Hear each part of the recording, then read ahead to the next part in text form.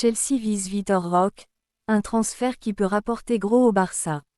Le mercato estival s'annonce une nouvelle fois animé, et un dossier attire particulièrement l'attention, celui de Vitor Roque. Selon les informations venues du Brésil, Chelsea serait en train de préparer une offre importante pour recruter l'attaquant brésilien cet été. Une opération qui pourrait avoir des répercussions directes sur le FC Barcelone, puisque le club catalan a récemment vendu Roque à Palmeiras pour 25,5 millions d'euros, auxquels s'ajoutent 5 millions de bonus, tout en conservant 20% sur une future revente. Ce détail est fondamental. Il signifie que le Barça reste impliqué dans l'avenir du joueur, même après son départ, et qu'il pourrait bénéficier d'une rentrée financière supplémentaire si Chelsea venait à conclure l'affaire.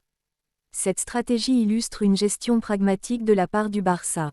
Dans un contexte où les finances du club sont encore fragiles, vendre Roque a permis de récupérer immédiatement des liquidités, mais garder un pourcentage sur une éventuelle revente est une manière de sécuriser des revenus futurs. Si Chelsea investit lourdement pour s'attacher les services du joueur, Barcelone toucherait une part significative de la transaction, renforçant ainsi ses finances sans avoir à intervenir directement dans le dossier. C'est une logique de long terme. Accepter de se séparer d'un jeune talent, mais rester lié à son potentiel économique. Sur le plan sportif, Vitor Roque reste un joueur prometteur. À seulement 21 ans, il est reconnu pour sa vitesse, son explosivité et sa capacité à marquer dans des situations variées. Chelsea, en quête de renforts offensifs, voit en lui une option capable de dynamiser son attaque et d'apporter une nouvelle dimension à son projet.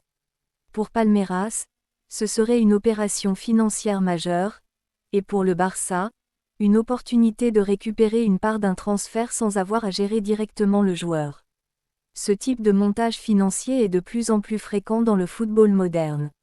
Les clubs cherchent à sécuriser des revenus futurs, surtout lorsqu'ils doivent vendre des jeunes talents avant qu'ils n'aient pleinement confirmé leur potentiel. Dans le cas de Roque, Barcelone a choisi de se protéger, même si le joueur explose ailleurs, le club catalan en tirera un bénéfice.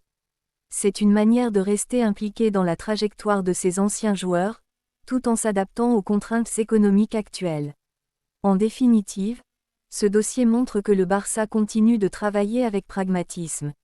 Le club sait qu'il ne peut pas conserver tous ses talents, mais il veut rester impliqué dans leur avenir.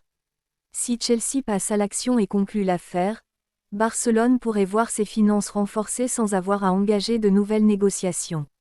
Et parfois, ce sont ces choix stratégiques, loin des projecteurs, qui permettent à un club de retrouver une stabilité économique et sportive.